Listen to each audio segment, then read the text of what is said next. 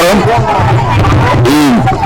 ఫస్ట్గా మీడియా మిత్రులకు నమస్కారం తెలుపుతూ నాతోని మా కాంగ్రెస్ పార్టీ కార్యకర్తలకు మరి మా ప్రజలకు మళ్ళీ మా ఎమ్మెల్యే గారు మాకు వీళ్ళందరినీ గుర్తించి మాకు కాంగ్రెస్ పార్టీ టికెట్ ఇచ్చారు.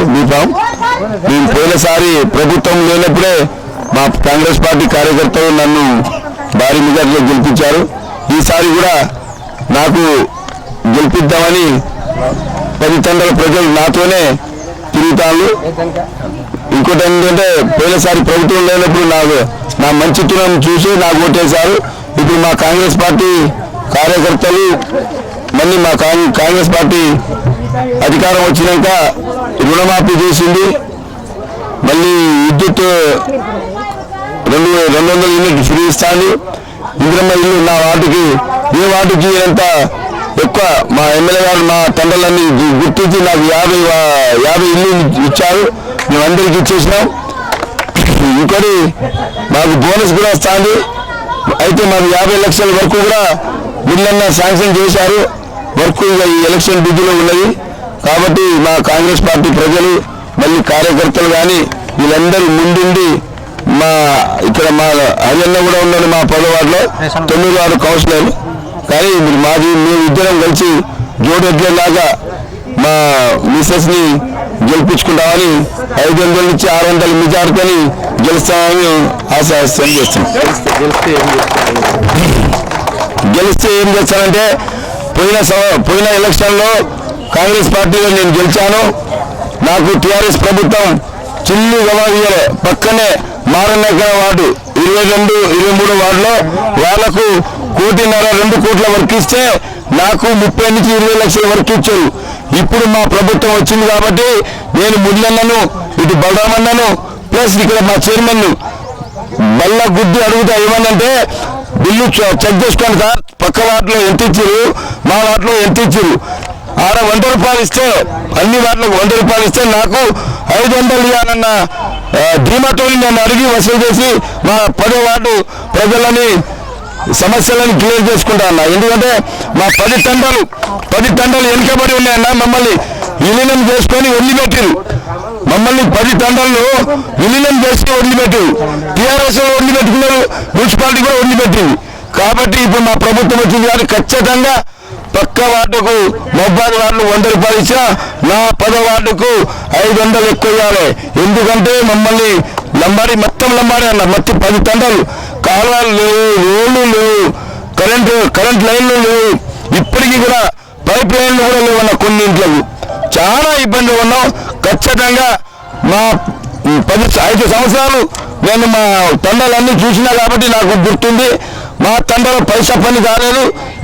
ఇప్పుడు కూడా మా ఓటర్లు ఏమైనా ఇటైతే చేంజ్ అయితే మళ్ళీ నా పరిస్థితి మా ప్రజలకు వస్తుంది. కాబట్టి మా ప్రజలు పెద్ద మనసు చేసుకొని నన్ను గుర్తించి అతి నిజాటి మా చేతి గుర్తుకి వచ్చి ఓటేసి గెలిపాలని కోరుకుంటానమ్మా.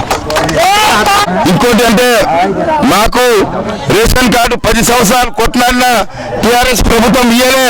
మొన్ననే ఒక 6 నెలలో 7 నెలలు అయితే అందరూ మా ప్రజలకు అందరికీ రేషన్ కార్డు వచ్చింది. ఇప్పుడు పెద్ద ప్రాబ్లం ఏముందంటే మా వార్డుకి కానీ మా రాష్ట్రానికి ఒక పింఛనీ ప్రాబ్లం బాగుందన్న. పింఛనీ మేము గెలవగానే ఖచ్చితంగా మున్సిపాలిటీలో పొట్లాడి ముందన్నకు మాట్లాడి అసెంబ్లీ దాకా పోయేటట్టు చేసి ఒక 3-4 నెలలలో ఈ పింఛనీ వచ్చేటట్టు చేస్తామన్నా. ఇంకోటి ఇంద్రమ్మ ఇల్లు ఇంకా మాకు ఒక 300 నుంచి 400 ఇల్లు వచ్చేంత అవసరం ఉంది మా తండ్రులకు. ఖచ్చితంగా నేను ఈసారి ఒక ఫస్ట్ టైం కాబట్టి సార్ కూడా నేను గట్టిగా అడగలేకపోయినా వచ్చేసారి ఇప్పుడు నాకు గెలిపిస్తే ఖచ్చితంగా 200 నుంచి 150 ఇల్లు నేను తెచ్చి మా తండ్రులకు ఇస్తామని అనుకున్నాను. మాటిస్తున్నా. మా కాంగ్రెస్ పార్టీ కార్యకర్తలకు, అక్క చెల్లెలకు, అన్నదమ్ములందరికీ చేసే మనవి ఏంటంటే 10 సంవత్సరాలు టీఆర్ఎస్ పార్టీ ఉంది, అధికారంలో ఉంది. ఎంపీ, ఎమ్మెల్యే, మంత్రులతో సహా వాళ్ళే ఉన్నారు. ఎవరైనా వచ్చి ఒక తట్ట మట్టి పోసిన దాఖలా కనబడలేదు. రాము ఓడిపోయిందన్నారు. ఎంపీ వాళ్ళ ఎవరేరా ఎంపీ దగ్గర లేడు ఆయనకు ఇచ్చిన కొంత ఫండ్ వాళ్ళ తండ్రులు పెట్టుకున్నారు. కానీ మా 4 తండ్రులకు ఎప్పుడైనా వచ్చి చూసిందా? మా గుడికి ఏమైనా సహకరించిందా? అదే రంజిత్ అని అందరు చెప్తున్నారు, రంజిత్ ఇన్ఛార్జ్ అని. రంజిత్ ఏమైనా మా 4 తండ్రులకు వచ్చి ఒక 100 రూపాయలు ఇచ్చిన దాఖలా ఉందా? కొంతమంది కొన్ని ఒప్పుకొని పోయారు, ఒక్క రూపాయి కూడా ఇవ్వలేదు. ఇంతో అంతో సీనన్నే మాకు అండా దండ ఉండి కొంత నడిపించి మా పండుగ గుండెగా అన్నిటికి వచ్చేది.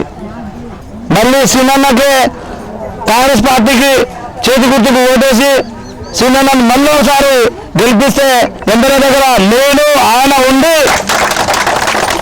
ఏం కావాలన్నా ఇద్దరం కలిసి ఉండి మా తండాలో అందరినీ వార్డులు తండాలో అన్నిటి అభివృద్ధి చేసే కార్యక్రమం చేస్తాం.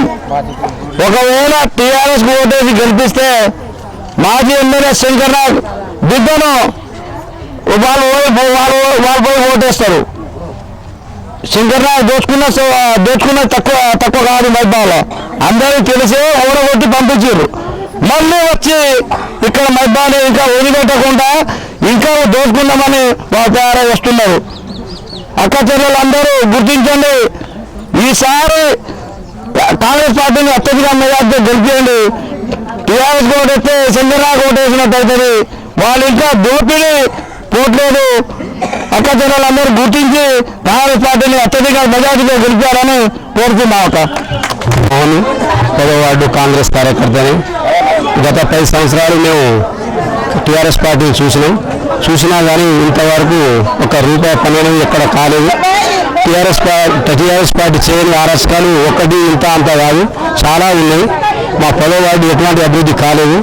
ఈసారైనా కాంగ్రెస్ పార్టీ అధికార పార్టీ గెలిపించుకొని పని చేసుకోవాలి. ఇదివరకు సీనియర్ గెలిపించినాం కానీ పాప ఆయన గవర్నమెంట్ లేని వలన ఆయన ఏ పని చేయలేకపోయింది.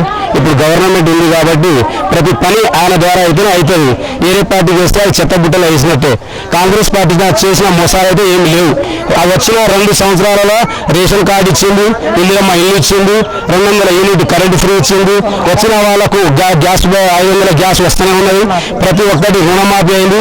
చాలా మందికి పనులు అయినాయి. ఇంతవరకు ఆడపడుచులకు ఆర్టీసీ మహిళా ఫ్రీ బస్సు వస్తూనే ఉన్నది, ఎక్కుతూనే ఉన్నది. ప్రతి ఒక్కరు వినియోగించుకుంటారు. కాబట్టి సన్నబియ్యం రేషన్ కార్డు సన్నబియ్యం వస్తూనే ఉన్నది. కాబట్టి ఇంకోసారి అధికారంలో ఉన్న పార్టీకి గెలిపించుకొని పని చేసుకొని మనం అభివృద్ధి చేస్తే ఈ అభివృద్ధి అనేది అవుతుందని మేము మీడియా ముఖంగా మీకు తెలియజేస్తాం.